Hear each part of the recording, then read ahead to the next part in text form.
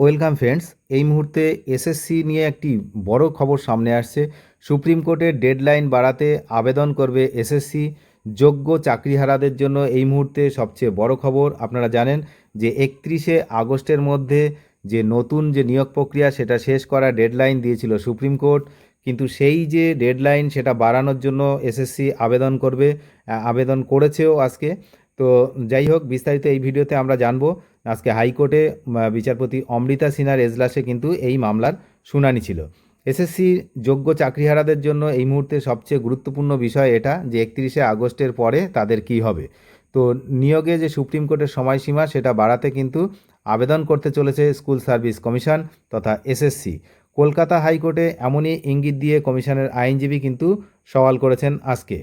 কি বিষয় না, সুপ্রিম কোর্টের এক রায়ে বাতিল হয়েছিল, আপনারা জানেন, 26,000 চাকরি। রাতারাতি চাকরিহারা হয়ে পড়েছিলেন বহু মানুষ, উত্তাল হয়ে উঠেছিল কিন্তু রাজ্য।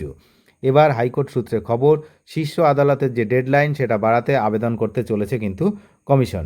আজকে উচ্চ আদালতে অর্থাৎ হাইকোর্টে ইঙ্গিত দিয়ে সওয়াল করেন কমিশনের আইনজীবী। তিনি বলেন, হাইকোর্টে এসএসসি নিয়োগ সংক্রান্ত মামলাগুলি নিয়ে স্কুল সার্ভিস কমিশন কোনো পদক্ষেপ করছে না।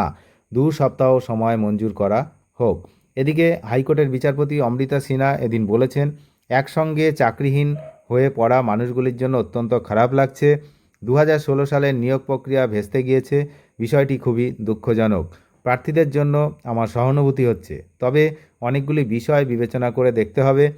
পুরনো বনাম নতুন নিয়োগ প্রক্রিয়া, পূর্ব অভিজ্ঞতার 10 নম্বর, সংরক্ষণ, কমিশন নিজের ঘরের সমস্যাগুলি আগে গুছিয়ে নিক, এমনটাই কিন্তু তিনি মন্তব্য করেছেন।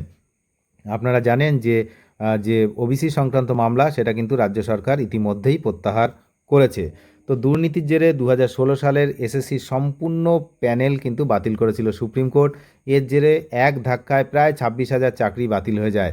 রাজ্যে পালাবদলের পর যোগ্য শিক্ষক শিক্ষিকা অধিকার মঞ্চের সদস্যরা যোগ্য চাকরিহারাদের ফের চাকরিতে বহাল করার দাবিতে কিন্তু সরব হয়েছেন। তাদের দাবি, সরকার যেন এই শীর্ষ আদালতের দ্বারস্থ হয়। কয়েকদিন আগেই সংশ্লিষ্ট সংগঠনের তরফে চিন্ময় মণ্ডল বলেছিলেন, শুভেন্দু অধিকারী রাজ্যের বিরোধী দলনেতা থাকাকালীন বলেছিলেন যোগ্য চাকরিহারা শিক্ষকদের সমস্যা নিয়ে সুপ্রিম কোর্টে যাবেন। এখন তিনি রাজ্যের মুখ্যমন্ত্রী চেয়ারে, তাই আগে দেওয়া প্রতিশ্রুতির কথা মনে করিয়ে দিতে চেয়েছেন কিন্তু যোগ্য শিক্ষকরা।